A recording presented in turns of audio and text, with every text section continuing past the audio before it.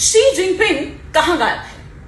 क्या चीन की सत्ता में कुछ परिवर्तन हो रहा है? कुछ बदलाव की जो आहट है, जो संकेत है, क्या वो होते नजर आ रहे हैं? चीनी राष्ट्रपति शी जिनपिंग, जो कि 2013 से चीन की सत्ता पर जब से वो काबिज हुए हैं, तब से वो सुप्रीम लीडर की भूमिका में रहे हैं। उन्हें अब तक आप ये देखिए कि आजीवन नेता के रूप में देखा जाता रहा है।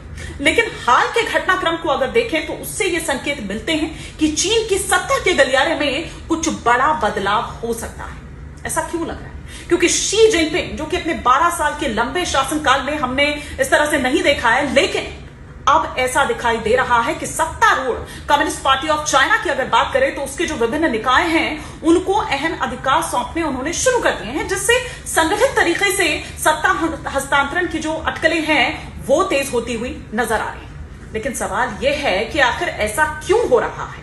जिंदगी भर सत्ता पर काबिज रहने का सपना देखने वाले शी जिनपिंग आखिर कैसे उन जिनपिंग से चीन का मोह भंग हो गया है, और क्यों आखिर जो सीसीपी है उसका फोकस अब बस इस पर हो गया है कि उन्हें अब जिनपिंग का जो ऑप्शन है, विकल्प है, वो तलाशना है। दुनिया में तमाम उथल पुथल देखी जा रही है, लेकिन शी कहीं भी सक्रिय नहीं है, कहीं भी नहीं।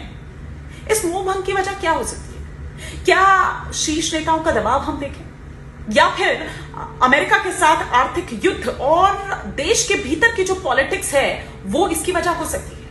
या फिर ये भी देखें कि पार्टी के जो नेता हैं वो अपनी कुर्सी जाने के डर से किस तरह से सक पकाए हुए हैं। उनको लग रहा है कि कुर्सी जा सकती है, और वो डर क्यों है? क्योंकि चाइना की अर्थव्यवस्था जो है वो गंभीर संकट से गुजर रही है। एक गंभीर संकट का जो दौर है वो देखा जा रहा है। अंतरराष्ट्रीय नीतियों को लेकर अगर देखें तो देश भर में इस तरह की वहां निराशा देखी जा रही है, और जिनपिंग के तानाशाही भरा हुआ जो रवैया है उससे भी असंतोष बढ़ रहा है। और इसी मकसद से चाइना को सुधार की ओर ले जाने के लिए सीसीपी पार्टी और जो देश है उसमें बदलाव करना चाहते हैं। तो अगर ये बदलाव होते हैं, उस पर कौन वो नाम हो सकते हैं उस पर मैं आऊंगी, लेकिन वजहों की जब मैं बात कर रही हूं तो यहां पर एक वजह यह भी मानी जा रही है कि शी के तख्ता पलट होने के पीछे एक बड़ी वजह पीएलए के जो सीनियर ऑफिसर हैं झांग, उनसे उनका तनाव है। अभी पिछले कुछ दिनों जब उनका तनाव हुआ तो यह दावा किया जा रहा है कि उस तनाव के बाद से ही उन्हें हाउस अरेस्ट कर दिया गया है। न केवल इतना, बल्कि उनकी जो निजी सुरक्षा है वो भी घटा दी गई है। अब क्यों किए जा रहे हैं शी जिनपिंग को लेकर इस तरह के दावे? 15 दिन से ज्यादा का वक्त बीत चुका है जब सार्वजनिक तौर पर किसी भी सार्वजनिक कार्यक्रम में कहीं भी शी नजर नहीं आए। पोलित ब्यूरो की बैठक होती है वो उसमें भी नजर नहीं आते हैं। ब्रिक्स में वहां पर जमावड़ा होता है, सब जुटते हैं, लेकिन शी नजर नहीं आते हैं। और 2013 के बाद ये पहली बार हुआ है जब शी ब्रिक्स में ना गए। चीनी सरकार के जो अखबार है वहां पर कोई भी उनको कवरेज दी ही नहीं जा रही, और चीन सरकार का वो जो ग्लोबल टाइम्स है उसकी खबरों का खंडन भी नहीं किया जा रहा है, जो खबरें उसमें छपी है।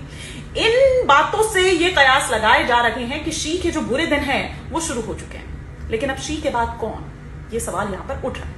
तो कुछ निकलकर नाम सामने आ रहे हैं। उनके उत्तराधिकार पर जो दो बड़े नेता हैं उनको देखा जा रहा है। सीसीपी को ऐसे शख्स की तलाश है जो चाइना की कई नीतियों को सफल बना सके।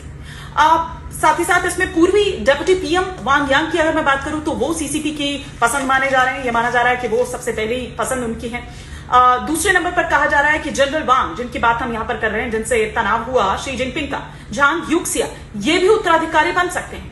तो जनरल होंगे या फिर पूर्व डेप्यूटी पीएम होंगे, कौन? अब इनके बारे में थोड़ा सा बता देती हूं। वांग यांग की अगर मैं बात करूं तो पूर्व उप प्रधानमंत्री हैं। उनकी आर्थिक मोर्चे पर अगर देखें तो एक मजबूत पहचान है, और हू जिंताओ के जमाने के वो एक बड़े नेता हैं। उन्होंने ग्वांगडोंग में एक साफ छवि वाली जो सरकार है वो चलाई, जिसको दुनिया भी मानती है। दूसरे नंबर पर जैसा कि मैंने कहा कि जनरल झांग यूक्सिया हैं, जो कि सेंट्रल मिलिट्री कमीशन के प्रथम उपाध्यक्ष है। और उनकी ताकत क्या है कि पीएलए में उनकी मजबूत पकड़ है। हाल के दिनों में मजबूत नेता के तौर पर वो उभरे भी हैं। वरिष्ठ सीसीपी नेताओं की अगर बात करें तो उनकी वो पसंद भी है। अच्छा, एक खास बात यहां पर है कि ये शी के वफादार भी रहे।